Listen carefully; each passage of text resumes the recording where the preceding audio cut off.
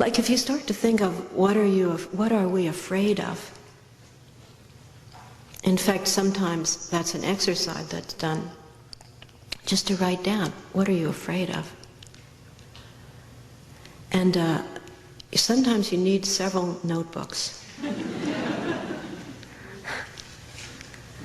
And you can write down particular instances, like afraid of a particular dog that day, or afraid of a particular distressing person who was begging on the street,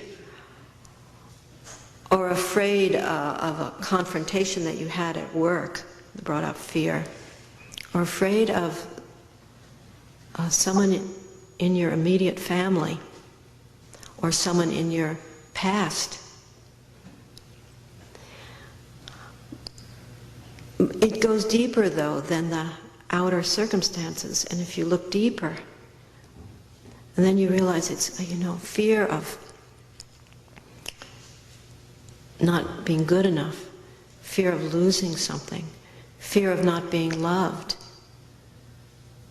fear of, lots of, sometimes they're called core beliefs that we hold about ourselves, deeply held fears, which sometimes are not even verbalized, but deeply held fears.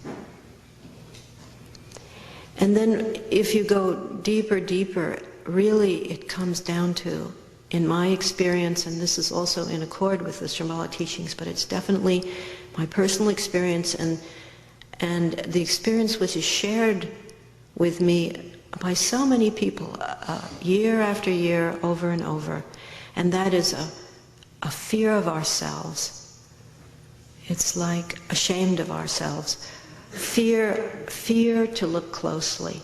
Fear of what we're going to see if we look at ourselves. And so the training, the pith of the one that we use this image of the warrior, the one who cultivates bravery, it's looking at this fear of oneself, looking closely at oneself. For the first time having the support of the teachings and the practices of various forms to look closely at oneself. Brave enough to really look. That's the heart of it. And then the heart of it is to not be afraid of ourselves. The heart of the kind of impassioned message that Trungpa Rinpoche left was, we do not need to be afraid of ourselves. There is no one living that doesn't have tremendous creativity, tremendous openness, potential for openness.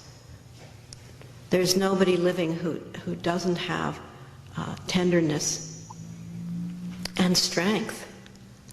So why should we be the exception to the rule? Now, I think, people often say that I go around year after year saying the same thing and kind of like beating a dead horse. But I don't care. Because this is where we get stuck, is with this not trusting ourselves. This is where we get stuck. This is where it all gets twisted. This is where everything gets funny. Everything gets strange. Everything gets kind of thrown out of kilter. Not trusting, not respecting ourselves.